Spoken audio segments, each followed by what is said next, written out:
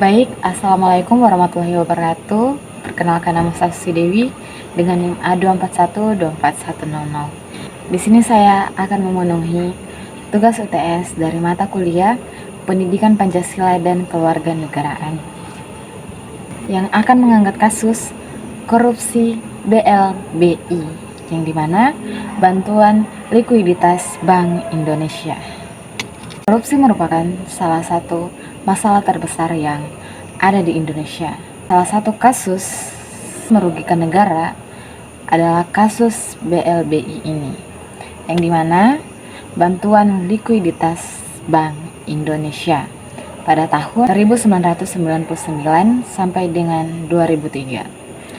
Kasus ini menjadi contoh nyata bahwa bagaimana kebijakan darurat yang seharusnya mendorong perbankan justru disalahgunakan oleh pihak-pihak tertentu demi keuntungan pribadi.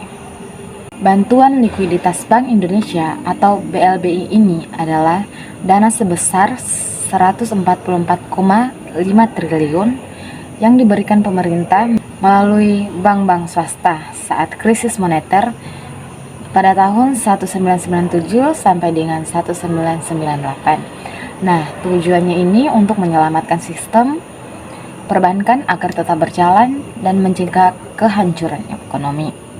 Namun, pada tahun 1999 sampai dengan 2003, dana tersebut justru disalahgunakan oleh banyak pemilik bank. Dana yang seharusnya untuk menolong perbankan dipakai untuk kepentingan pribadi, seperti membeli aset mewah, menutup bisnis pribadi, bahkan ditransfer ke luar negeri. Akibatnya, bank tetap kolaps dan kerugian negara mencapai dengan 138,4 triliun. Pada gambar pertama, kita bisa lihat di situ ada gambar gedung bank dengan papan bangkrut. Krisis moneter 1997 membuat banyak bank swasta kolaps. Nasabah panik menarik uang, sehingga pemerintah melalui Bank Indonesia menguncurkan dana bantuan likuiditas BLBI ini. Pada gambar yang kedua, ada gambar uang dari Bank Indonesia yang disalurkan ke bank-bank swasta yang ada di mobil-mobil itu, yaitu dana BLBI senilai 144,5 triliun diberikan untuk menyelamatkan sistem perbankan.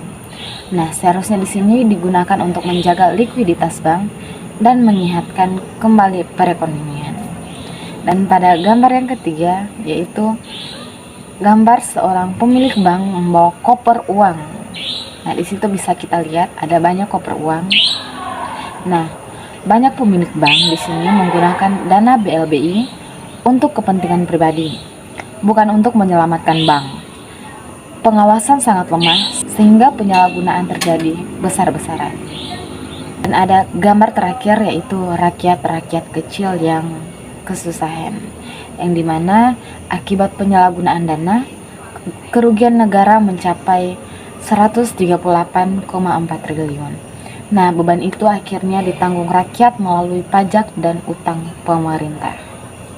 Untuk solusi pencegahannya sendiri yaitu mentransparansikan dan audit ketat dalam penggunaan dan dana negara. Mereformasi perbankan agar lebih kuat menghadapi krisis dan menegakkan hukum tegas tanpa pandang bulu, serta kerjasama internasional untuk mengejar aset koruptor di luar negeri. Selanjutnya ada sebab dan akibat. Untuk sebabnya, krisis, bank kolaps, dana BLBI disalurkan tanpa pengawasan, disalahgunakan pemilik bank. Dan untuk akibatnya sendiri, negara rugi besar, rakyat menanggung utang, kepercayaan publik menurun, dan penegakan hukum sendiri berjalan lambat. Dari kasus BLBI ini, kita bisa mengambil pelajaran bahwa setiap kebijakan darurat harus disertai dengan pengawasan yang ketat. Tanpa pengawasan, dana negara sangat rawan disalahgunakan. Nah, korupsi tidak hanya merugikan negara dalam jumlah triliun rupiah, tetapi juga menurunkan kepercayaan rakyat kepada pemerintah. Dengan transparansi, reformasi sistem, dan penegakan hukum yang tegas, kita bisa mencegah kasus serupa terulang di masa depan. Iya baik, sekian dari saya. Terima kasih.